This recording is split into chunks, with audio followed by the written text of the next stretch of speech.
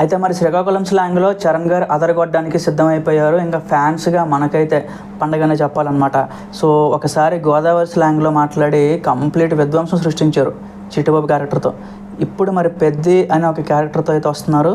ఖచ్చితంగా ఆ రగ్గడ్, ఆ లుక్, ఆ హెయిర్ స్టైల్ అంతా చూసి ఎవరైనా ఫ్లాట్ అవ్వాల్సిందే గైస్. నిజంగా అసలు నెవర్ బిఫోర్ కంటెంట్తో అయితే చరణ్ గారు వస్తున్నారని టాక్ అనమాట. సో ఎందుకు అంటే గేమ్ చేంజర్ లాంటి ఒక డిజాస్టర్ పడింది. సో ఫ్యాన్స్ కూడా చాలా హర్ట్ అయ్యారు, ఆయన కూడా పర్సనల్గా హర్ట్ అయ్యారు. అంటే చాలా ఉన్నాయి అందులో.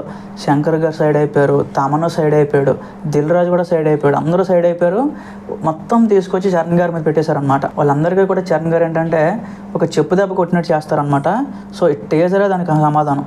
సో ఈ టీజర్ కోసం అయితే చాలామంది వెయిట్ చేస్తున్నారు. హోల్ ఇండియా అయితే చాలా ఎగ్జైట్మెంట్తో వెయిట్ చేస్తుంది అనమాట.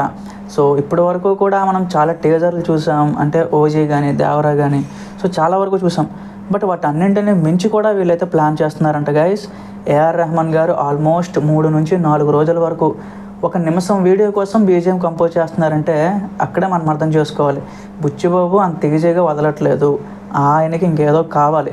సో ఆయన ప్రజెంటేషన్ అంతా కూడా ప్రాపర్గా వెళ్ళాలి అనేది మైండ్లో పెట్టుకున్నాడు. ఒక పిచ్చోడు అని చెప్పి అందరికీ తెలుసు. సో ఎలాంటి ప్రోడక్ట్ అయితే డెలివరీ చేస్తారో ఫ్యాన్స్ కూడా చాలా ఎక్కువ నమ్మకాలు అయితే పెట్టుకున్నారు. సో మరి చూడాలి ఎలాంటి చూడాలి మరి చరణ్ గారు ఎలా ఉంటారు ఏంటి. సో బుచ్చిబాబు ఎలాంటి స్క్రిప్ట్తో వచ్చాడు. సో కంప్లీట్గా ఎగ్జైట్మెంట్ అయితే నెక్స్ట్ లెవెల్ బిల్డ్ అవుతుంది గైస్. సో మనం మరి ఇంకొన్ని రోజులైతే వెయిట్ చేసి చూడాలి.